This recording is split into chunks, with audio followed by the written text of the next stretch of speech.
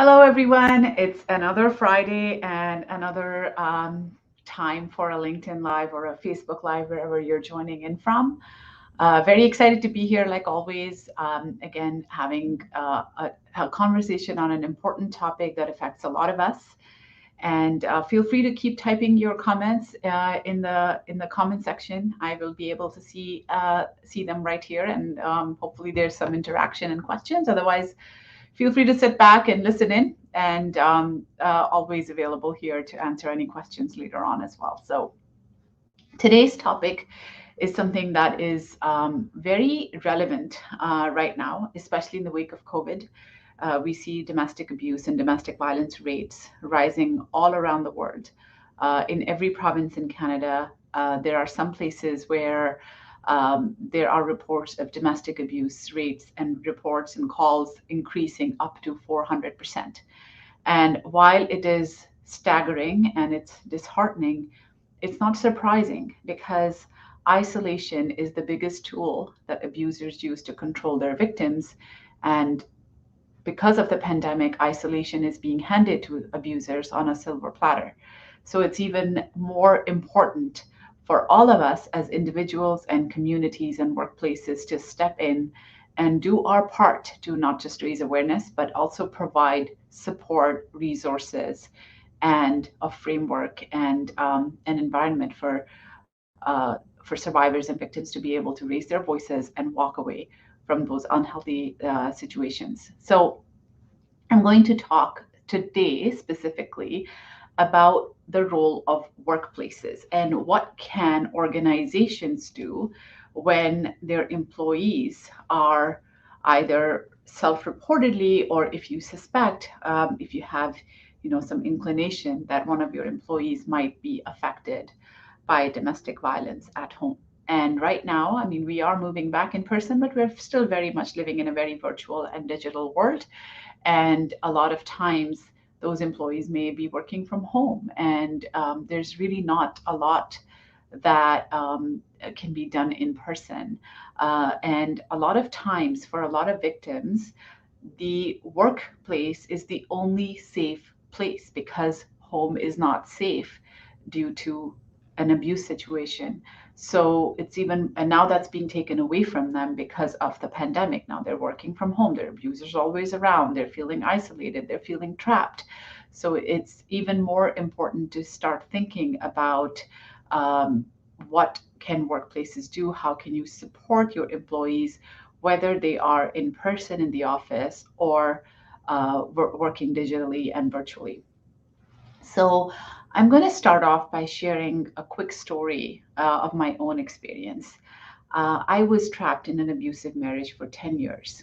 And in the first few years of my marriage, there was a time when my ex-husband had lost his job, and I was then working at Zellers for a very brief period of time. So Zellers is a department store that no longer exists in Canada. I'm kind of dating myself here, but it used to be kind of like a Walmart or Target. So I was picking up these shifts here and there during the week, and for the most part, I felt really proud of going to work. It was my very first job. I was making little money, but it was more about the confidence, about talking to people, working with colleagues, talking to clients, helping them, etc. So I used to really enjoy it. But at the same time, I would get very nervous if the shift ran late because I knew that my ex-husband would be waiting to pick me up at the end of my shift, and he would yell at me if I was late. I would get all jittery because he would call so many times at work, trying to figure out where I am. Sometimes he would even show up to work and hide so that I couldn't see him, and he could just observe me and see whether I am, in talking to someone, or and then he would later on tell me, why were you smiling at this person so much, why were you doing this, why were you doing that? So all about control and power. And I'm sure that colleagues that I worked with saw those early signs of abuse. They saw the bruises that I was trying to cover up with my sleeves or my hijab, or they saw how jittery I would get if a shift would run late. But they didn't know what to do. They didn't know how to open the conversation. They probably didn't want to meddle in my family affairs. And oftentimes, people hold back because they don't know how to make a difference, and they don't want to do more harm than good. So they don't do anything at all. But what that ends up doing for a victim is it makes them feel like they are unseen and their experience is unseen, unvalued, and they are unheard and unsupported. And that can actually result in an extremely isolating and debilitating experience of no one cares about me, no one cares what I'm going through, no one is seeing what I'm going through. And victims are often hesitant to come forward themselves because they feel like their career might be on the line. I'm going to get a lot of judgment if I disclose this at work. Maybe I should leave my personal issues at home. I don't know if anyone will understand this. They might think that I have too much going on and I won't get the next promotion. They might not give me more shifts. And other people might think I just have too many problems. I will be seen as a failure. So there's a lot of shame, stigma, and fear for a victim that prevents them from coming forward and disclosing any kind of domestic abuse that's happening at home, because we operate oftentimes in a workplace culture where you leave your issues at the door when you show up to work. But we're not compartmentalized human beings. We are whole human beings. We are whole creatures, and whatever is happening to us in one aspect of our life affects us in all aspects of our life. So if our home situation is unsafe, if you're not feeling safe at home, it carries into work. And now we're also afraid at work of judgment. We're afraid of shame. We're afraid of ridicule. We're afraid of losing our job. So victims often live in this cycle of fear. So what can workplaces do? What can people, leaders, managers do to support victims, or if you suspect that somebody might be in an unsafe situation at home? Well, I'm going to offer a few tips because this is a very lengthy topic and I tend to sometimes go go on and on. But I'm going to offer a few tips, and if you're interested, write to me. I do lots of speeches and keynotes on this topic, so I'm happy to have more conversations. But here's a few things and few ideas that people can take away and you can actually implement uh, even in your day-to-day. If you're a people manager, you can implement in your day-to-day work life even right away. So one, sharing signs and resources. I'll give a quick, again, I'm a storyteller, so I'll tell you a quick story. So nothing happened there at Zellers where I was working. No one inquired about me. One day, my ex-husband, sorry, decided that he didn't want me to go to work anymore. So I just disappeared and I never showed up to work. And then no one followed up. And I became that mystery woman who just left and never came back. Right. But then several years later, when I had fought my way into university and I had been through a lot of difficult times to be able to make my way into university. And that's where I found my community and my support, and I made friends, and I found professors who championed me and mentors who guided me. And one day when I was walking on campus and I came across a sign with a bunch of questions on it. Do you feel intimidated? Do you feel like you're living in fear? Do you feel like you can't speak up and be yourself? And that sign was outside the Health and Counseling Center at the University of Toronto, Mississauga. And it propelled me and prompted me to go in and make an appointment and start seeking counseling, which is where I learned what was happening to me was abuse, and it wasn't normal, and it was not normal. It was not okay. It was not acceptable. And that I had options and rights as a woman, as a Canadian, as a human being. And that's what eventually gave me the courage to be able to leave that abuse. So the importance of those signs and resources is so important. I cannot overstate that. So whether it's like a simple thing like the power wheel in your staff room kitchen, or some kind of hotline number that is displayed in your common area, um, something on your virtual shared drive that's about supporting people who are victims of domestic violence, or if you suspect, this is number you can call, or even giving people education around any kind of employee assistance programs that your company might offer around these issues. HR policies that, if you come forward with domestic abuse, we will support you, and you will receive like 5 days of personal leave or something like that to be able to get away from that situation and get into a safe space. So a lot of times people don't know of these resources that exist, whether they are in your company or outside. Sometimes people just don't know what's out there. I spent 10 years trapped in my marriage not knowing what kind of support there are in the community. So providing these educational resources and signs that prompt people to think, oh my God, this might be happening to me. Maybe this is a number I should call. Maybe I should, like when I saw one of the diagrams that I saw in my early counseling was the power wheel, which describes the power and control cycle of abuse. And when I saw that, it literally just, I still remember this visceral shivers that I felt through my body, because that was like my life depicted on paper. And that's exactly the kind of life that I was living in. And I could clearly see that this is what's happening to me, and this is documented, and it's abuse, and it's not my fault. So everything that I've been internalizing for all these years, that this was my fault, actually became external, and I had now a name to call it, which was abuse. So it's very important to share these kinds of resources, charts, diagrams, hotline numbers, whatever you can in the common areas of your workplace. And what that does, it doesn't single people out, so it's there. So even, you're not like targeting someone, oh, I think you should call this number, because that might make them feel like, well, why is my boss doing this? Or why is my colleague doing this? Do they suspect something? Especially if they're not ready to share yet, right?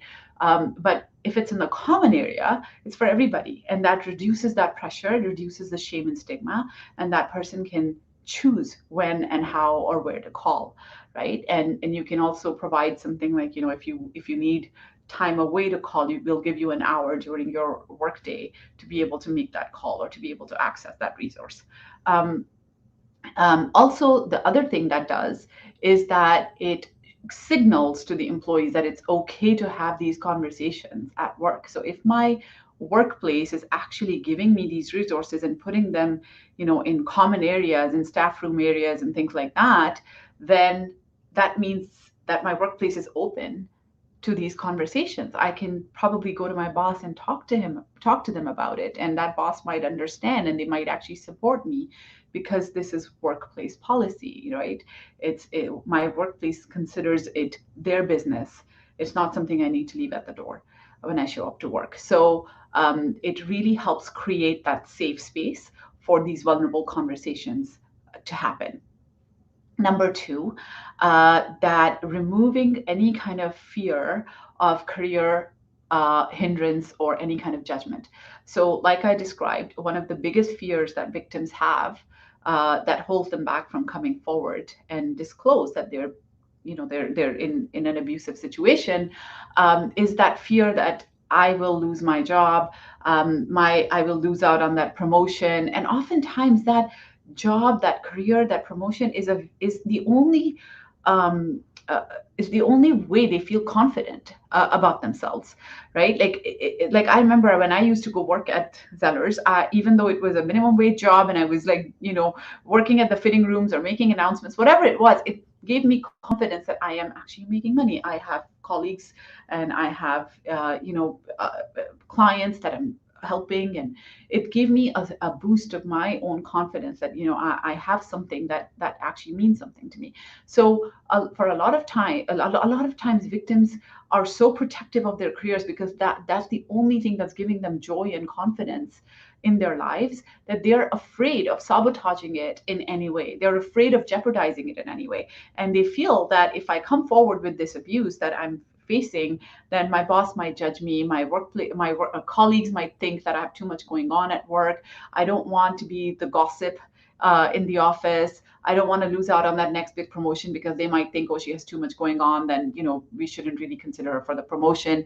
So there's all these types of fears, especially when you're living in fear at home. That fear carries over to the workplace as well. So it's really important for managers to remove that fear, that listen, this is completely safe. Nothing's going to happen to your career progress. You're going through a rough time, especially when you're in a sales job. And let's say if you're going through a rough time and you're not really focused, and your numbers might not look that great. But for a manager to say something like, listen, the fact that you're even showing up to work and there for your clients, and you're doing what you can, that in itself is so courageous given what you're going through. So this is not in any way going to impact your career. We know what you're capable of. We know what your potential is, and we will always value that.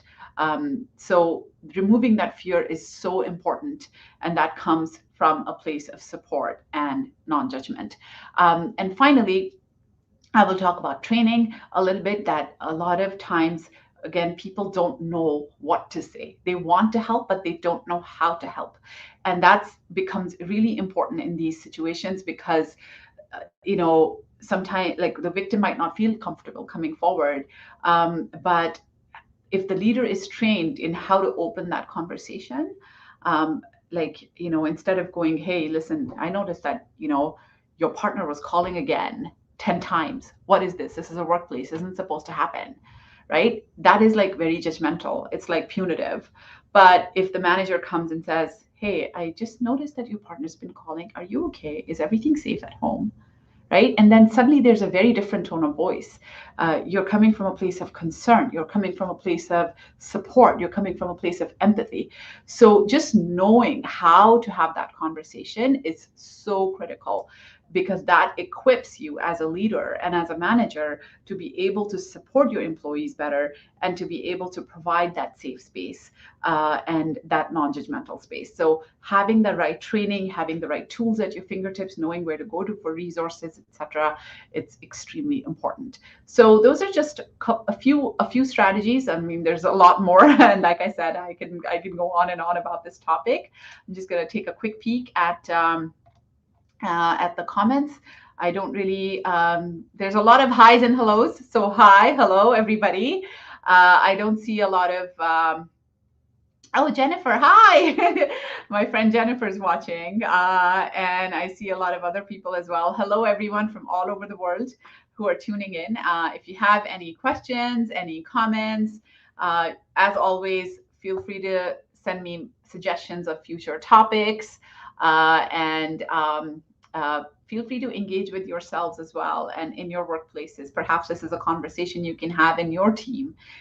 Get together something like, a 20-minute carve out session during your team meeting and say, hey, listen, let's talk about this because this is really important, because you never know who in your office, in your workplace might need to listen to this conversation. Even if you can share this video within your network, that in itself, because a lot of your employees, a lot of your colleagues would be following you on LinkedIn, and that in itself will signal to them that, oh, wow, my manager's really open to this conversation and they're coming from a place of support. So whatever you can do, these little things make the biggest impact for victims. I cannot tell you as a survivor myself that how many times there was little actions done by people that meant the world to me and that were life-changing moments for me and liberating moments for me. Someone saying a few kind words, someone buying me a cup of coffee, someone just being there and listening and providing an empathetic ear. And that is so important. And it can really, really help save a life. So thank you for tuning in. As always, I'm respectful of your time, so I'm not going to go on and on, although this is one of my very passionate topics. But next Friday, I'll be back with another topic. If you have ideas, if you have suggestions, please feel free to send them to me. And I will see you next week. Until then, have an awesome weekend and take care of yourself. Bye-bye.